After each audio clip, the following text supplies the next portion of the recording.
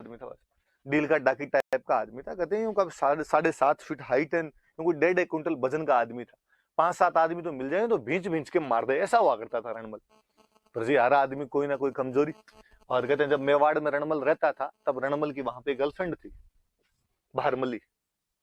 एक दासी थी भारमली नाम करके, इससे रणमल प्रेम किया करता था। और कहते हैं दिन रणमल शाम को गया भारमली के पास, दारू के नशे में था ही थोड़ा, और उसने दारू के नशे में भारमली कह दिया कि भारमली अब के बरस तुझे धरती की रानी करेंगे। उसने पूछा कैसे? तो कहा मेरा प्लान ये है कि मैं अब कुंभा को मारूंगा और मैं कुंभा को मार के मेवाड़ का राजा बनूंगा। जब मैं राजा बनूंगा तू रानी बन जाएगी। आपको थोड़ा बड़ा अजीब सा लग सकता है कि यार कुंभा के तो संरक्षण के लिए आया हुआ था, कुंभा का तो गार्जियन बना हुआ था, पैटर्न बना हुआ था, उसको कैसे मार सकता है? पर राजतंत्र यही हुआ करते थे, एक दूसरे को मार के आगे बढ़ा जाता था, एक दूसरे को आगे सलटा के आगे बढ़ने का रास्ता मिलता था। पर भारमली एकदम सच्ची देशभक्त टाइप की महिला थी। उसने सोचा भले अपने रणमल से कितना ही प्रेम करते हैं, लेकिन अपना देश तो मेवाड़ है, और मेवाड़ का राणा कुंभा है। राणा कुंभा मरता तो मेवाड़ की बेइज्जती।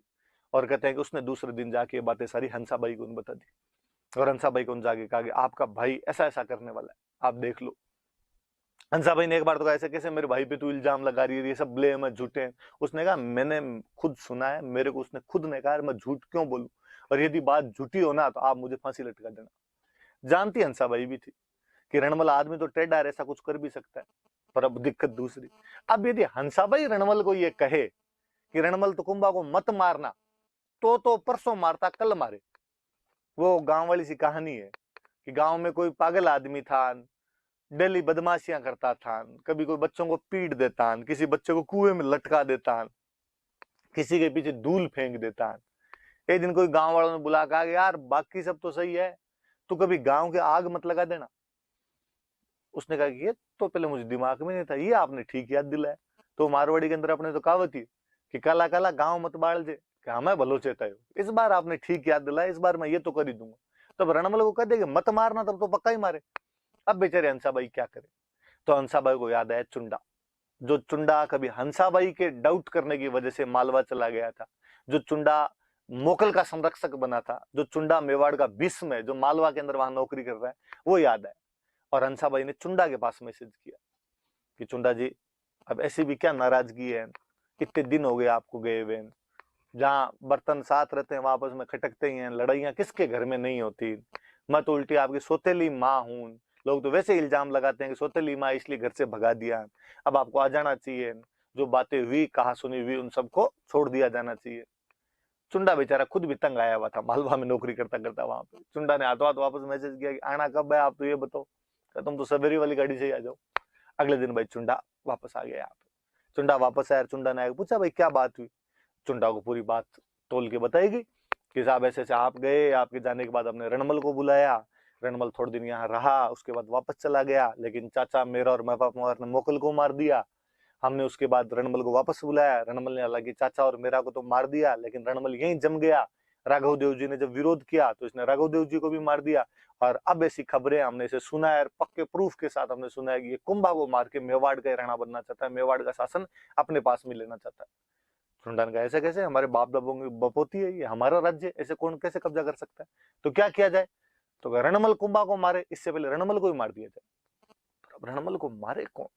रणमल मैंने जो बताया भयंकर लंबा चौड़ा आदमी था, डाकी टाइप का आदमी था, और यूं सीधा सामने जाके उसके मारे तो वो पीट पीट के मार दे।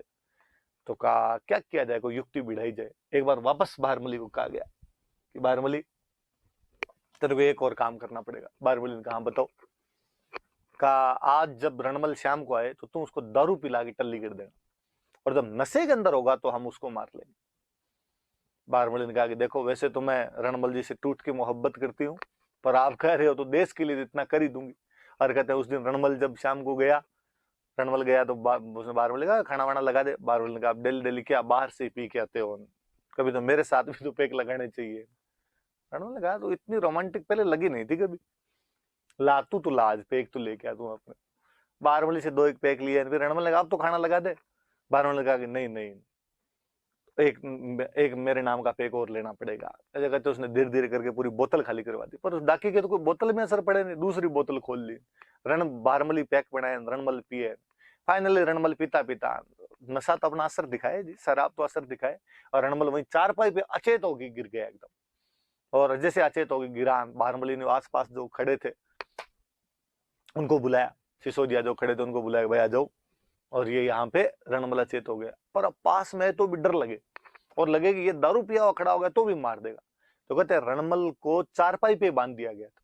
रणमल को बांधा चारपाई पे, हाथ और पैर बांधे उसका, फिर एक आदमी चाकू लेके छाती पे बैठा और उसने छाती पे चाकू मार। पर कहते हैं रणमल को जैसे चाकू लगे थे उसको होश आ गया था, और वो समेत चारपाई जो आदमी ऊपर बैठा उसको लेके खड़ा हो गया था और उसको दीवार के भिड़ा के मार दिया था। इतना ज्यादा मतलब यूं शक्तिशाली आदमी था रणमल। लेकिन इतने वो खूब सारे लोग थे, कोई तलवारों से कोई भाले से पड़ा, रणमल को मार दिया। तो रणमल को बारमली की सहायता से मार दिया गया था। कुल मिला के बारमली रणमल के साथ में बेवफाई कर गई थी।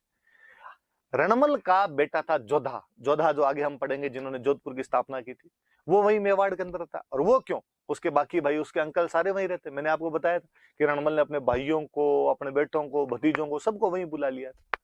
वो कहीं नीचे किसी दूसरे महल के अंदर कह रहे हैं, उस दिन कोई संगीत वंगीत का कार्यक्रम था और उसमें संगीत सुन रहे थे, टांग पे टांग देके वहां बैठे हुए थे। और हो क्यों ना, बाप की दी तुत्ती बोलती है, तो वहां आराम से मजे करते थे।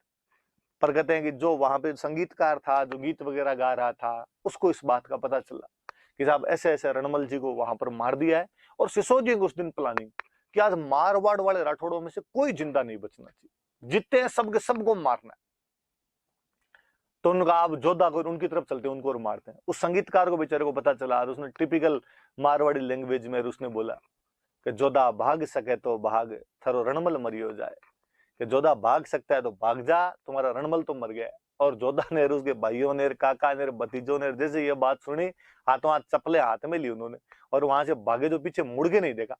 चुंडा को इनको पता चला कि साहब जोधान भाग गए, तो इनका पीछा करो। इनका तो खूब दर पीछा किया, पर चुंडान उस दिन, जोधान उस दिन सारे हुसैन बोल्ट बन गए थे, आसपास ही कोई नहीं दिखाई दिया। चुंडा ने कुछ दूर तो पीछा किया, फिर कहा रहने दो, जाने दो, अपने दिन के घर पे कब्जा कर लो। घर कौन सा, तो ये मारवाड़ के थे, मारवाड़ वालों की राजधानी मंडोर, तो मंडोर पे कब्जा कर लो। चुंडान ये गए, इन्होंने जाके मंडोर पे कब्जा कर लिया। जोधान बेचारे भागे भागे ठेठ बीकानेर के पास जाके रुके। बीकानेर के पास में जाके गांव पड़ता था काहुनी, उस काहुनी नाम के गांव के अंदर जाके शरण ली। वहां पीछे मुड़ के देखा कोई आ तो नहीं रहा है, नहीं आ रहा है, तो वहां जाके रुके।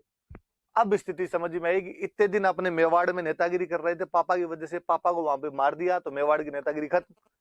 अपनी खुद की राजधानी थी मंडोर, मंडोर पे चुंडा और बाकी सिसोदियों ने जाके कब्जा कर लिया है, इसलिए वहां वाली अपनी नेतागिरी भी खत्म। तो अब क्या किया जाए, तो अब तो अपना घर तो वापस लिया जाए। अब कहते भाई जोधा ने वहां पर अपनी सेना वगैरह बटोरनी शुरू की,